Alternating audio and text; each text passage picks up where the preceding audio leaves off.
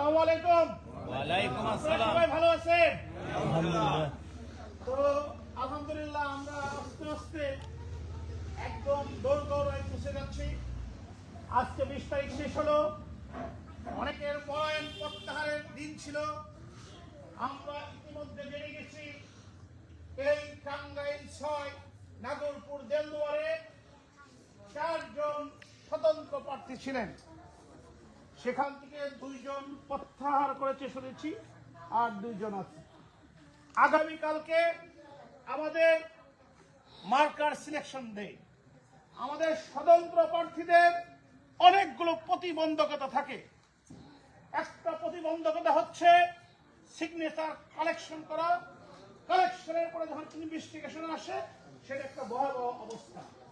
যাই হোক, ওই ব্যক্তিটিকে থাকে যে প্রতিকূলতার সম্মুখীন হতে পারে, প্রতিকূলতাকে ওভারকাম করতে পারে, প্রতিকূলতাকে জয় করতে পারে। আমি অত্যন্ত কৃতজ্ঞতার সহিত পাদচ্ছি কাতরি তারটিয়া পাহাড়পুর, নাল্লাপাড়া, তামান্না, হাজিরহাটি এবং আপনার ফুলতলা থেকে আরম্ভ করে নাগরপুরের মির্জাপুর, বংবাইজোড়া থেকে আরম্ভ করে বিভিন্ন এলাকার যারা পাকুটিয়া, রাথুরিয়ার যারা স্বতঃস্ফূর্তভাবে আমার এই 5,000 সিগনেচার পূরণ করার জন্য দিয়েছিলেন এবং যখন ইনভেস্টিগেশন হয়েছিল সেই সব মামুনের প্রতি কৃতজ্ঞতা জানাই যারা স্বতঃস্ফূর্তভাবে বলেছে আমরা ব্যারিস্টার আশরাফকে ভালোবাসি, আমরা তাকে সমর্থন করি, আমরা তাকে ভোট দিব। আপনাদের এই অ্যাফার্মিং সমর্থনে আমি বাংলাদেশে সম্মানিত হয়েছি। হাতে গোনা কয়েকজন স্বতন্ত্র প্রার্থী প্রথমেই যাদের মনোনয়নপত্র বৈধ হয়েছে, আমি আপনাদের সেই গর্বিত সন্তান, আপনাদের সার্বিক সহযোগিতায় আমার মনোনয়নপত্রটি বৈধ হয়েছিল, সামান্যতম ত্রুটি পায় নাই।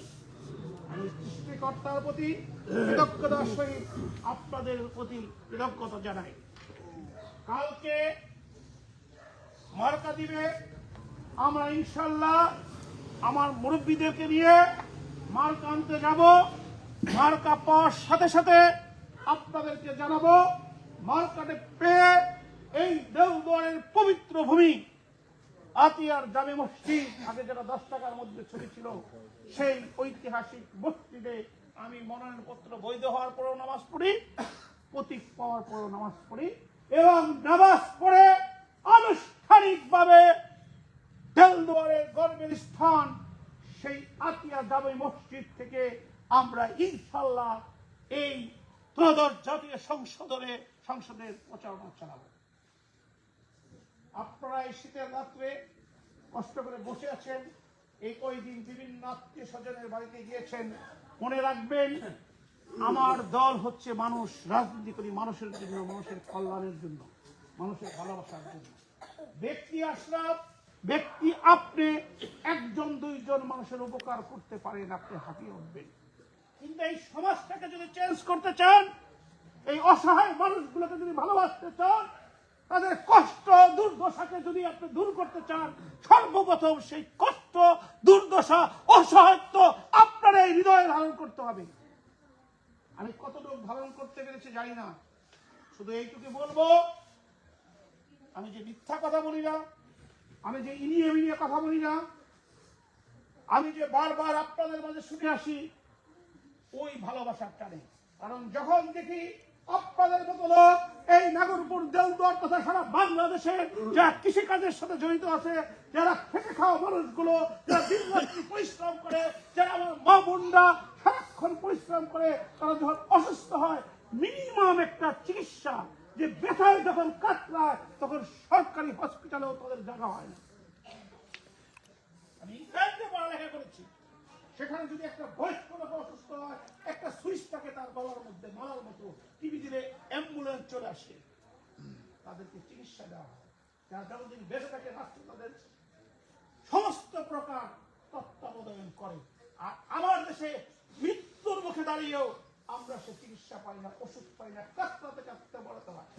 বাংলাদেশকে ভালোবাসি, তাহলে মানুষগুলোকে ভালোবাসতে হবে, এই মানুষগুলোর কষ্টকে দূর করতে হবে। আর এই কষ্টগুলোকে যদি আমি দূর করতে চাই, আমাকে রাজনীতি করতে হবে। আমাকে যদি কোশ্চেন করেন তুমি রাজনীতি কেন করো, প্রথম কথা আমি আপনাদেরকে ভালোবাসি। দ্বিতীয়বার যদি কোশ্চেন করো তুমি রাজনীতি কেন করো, আপনাদের কষ্টগুলো দূর করতে চাই। তৃতীয়বার যদি আপনি কোশ্চেন করেন তুমি রাজনীতি কেন করো, এই যে ছেলেগুলো যে মেয়েগুলো বড় হচ্ছে তাদের ভবিষ্যৎ অনিশ্চিত, আমি তাদের ভবিষ্যৎকে একজন অভিভাবক হতে চাই, তাদের বুদ্ধি পরামর্শ হতে চাই। এইরকম যদি আমাকে হাজারো কোশ্চেন করেন প্রত্যেকটা প্রশ্নের উত্তর দিব, রিপিট হবে না। কারণ হচ্ছে আমি যখন ছোটবেলায় এই বাড়ি থেকে ওই লহন স্কুলে পড়তে যেতাম, তাহলে আমাকে কাজ করতে যেতে হতো, গরু পালতে হতো, বিকালে হাটে আমাকে সবজি বিক্রি করতে হতো। আমার মতো ওই 90 সালে যারা লেখাপড়া করেছে সকলের এই কাজ করতে হতো। এখন হয়তো এখনকার ছেলেমেয়েরা জিন্সের প্যান্ট পরে, নেতা টাকা দিলে তার কিছু হুন্ডা নিয়ে ঘুরে। এই হুন্ডা আমরা যখন দেখতাম আমরা বলতাম হুন্ডা যাচ্ছে, হুন্ডা দেখার জন্য রাস্তায় দাঁড়িয়ে থাকতাম। যাই হোক, সে সময় দেখেছি বিচার সালিসে যেতাম, বিচার সালিস হতো, কোনো মাতবর টাকা খেত না, কেউ দয়া করে চার প্রচলন ছিল না, পান খাওয়ানো হতো, সুপারি খাওয়ানো হতো, বিড়ি দু একটা খেত, কিন্তু কোনো মাতবর ঘুষ খেত না। আমি দুঃখিত, তারপরে বলতে হয় হয়তো আপনাদের কারণে আমার আশেপাশে গ্রামগুলো কিছুটা রক্ষা আছে। বিশেষ করে আমার গ্রামে এখনো কোনো মাতবর ঘুষ খাওয়ার কথা চিন্তাও করে না। কিন্তু যেহেতু আমি রাজনীতি করি, নাগরপুর দেলদুয়ারের প্রত্যেকটি মানুষের খবর রাখার চেষ্টা করি, আমি দুঃখের সহিত জানাই এই গ্রামের এই যে মাতাব্বরি সিস্টেমটা, যেটা অতীতকাল থেকে সালিসির মাধ্যমে মানুষের সমস্যা দূর করা হতো, আদালতে যেতে হতো না, সেখানে ঘুষের প্রচলন প্রচন্ডভাবে হয়ে গেছে। অসহায় মানুষগুলো আর আগের মতো বিচার পায় না।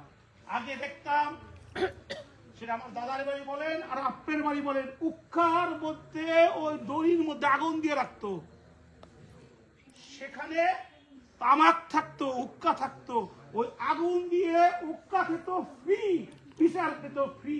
আর এখন মাতবরকে টাকাও দিতে হয়, ভাড়াও দিতে হয়, খাওয়াইতেও হয়, আবার তার পিছিয়ে ঘুরতেও হয়। সেই ক্ষেত্রে কোন দলের কোনো পার্থক্য নাই, বরং সব দলের মিল আছে। এক দল আর লোক আরেক দলকে সাপোর্ট করে, যে পিছের দিকে করে আরেক দল সামনের দিকে করে, যাতে ওই টাকাটা ডিস্ট্রিবিউশন করা যায়। ভুক্তভোগী হয় এই অসহায় মানুষগুলো। সেটাই বলতে চাচ্ছি, রাজনীতি এই কারণে করি, এই কারণে এই ভালোবাসা তাগিদে করি, ভালোবাসার বেটাই করি। আপনারা দোয়া করবেন, আপনারা পাশে থাকবেন। আমি হেরে গেলে আপনারা হেরে যাবেন, আমি হেরে গেলে আপনারা আমাকে হারিয়ে ফেলবেন, আর আমি যদি জিতে যাই আপনারা জিতে যাবেন, আপনারা আমাকে পাবেন। আমি এখনো যদি গ্রাম থেকে আসি, শহর থেকে আসি, আমার ওয়াইফকে বলতে হয় গ্রামে যাচ্ছি, অথবা জিজ্ঞেস করে কেন গ্রামে যাচ্ছ। আমার বাচ্চা জিজ্ঞেস করে বাবা কবে আসবে। আপনারা যদি আমাকে আপনাদের বন্ধনে আপনাদের ভালোবাসা দিয়ে আপনারা যদি ইলেকশন নির্বাচিত করতে পারেন, আমার মেয়ে আমাকে পাঠিয়ে দিবে, আমার ওয়াইফ কখনো জিজ্ঞেস করবে না। আর আমি যে গ্রামে আসি, কাউকে আমাকে টাকা দিতে হয় না, আমাকে খরচ দিতে হয় না। ওই ঢাকা শহরে ব্যারিস্টারি করি, আমার সময় হচ্ছে আমার টাকা, কিন্তু সেটার দিকে আমি তাকাই না। কারণ এই সমস্যাগুলো যদি আমি প্রবলেম সমস্যা না করি, আমি যদি না শিখাই, তাহলে আগামী দিনের ছেলেরা কিভাবে শিখবে। বাংলাদেশের টাকাই বললাম, বিদেশে চিকিৎসার টাকা লাগে না। আজকে যদি বাংলাদেশকে ভালোবাসি, আপনাদেরকে ভালোবাসি, তাহলে এখানে থেকে জীবন মরণ ফাইট করে সংগ্রাম করে এই প্রচলনটাকে স্টার্ট করতে হবে যে রাজনীতির মধ্যে কোনো দুর্নীতি থাকবে না। যারা বিদেশে বাড়ি করেছেন, যাদের সন্তানরা বিদেশে থাকেন, সিটিজেনশিপ নিয়েছেন, তারা আজকে ইংলিশে বলে গিভ আপ, রেসেশন অথবা বাদ দিয়ে অনেকে প্রার্থী হয়েছেন, অনেক রাজনৈতিক দল তাদেরকে প্রার্থী হয়েছে। আর একজন ক্যান্ডিডেট হিসেবে, এদেশের নাগরিক হিসেবে তাদের প্রতি ঘৃণা জানাই। আপনি যদি বাংলাদেশকেই ভালোবাসেন, আপনি পাসপোর্ট নিয়েছিলেন, এখন পাসপোর্ট বাদ দিয়ে এখানে সে এমপি হয়েছেন, আপনার বাড়ি ঘর তো বাদ দিয়ে আসেন নাই, আপনার ছেলে মেয়েকে তো সবাইকে নিয়ে আসেন নাই।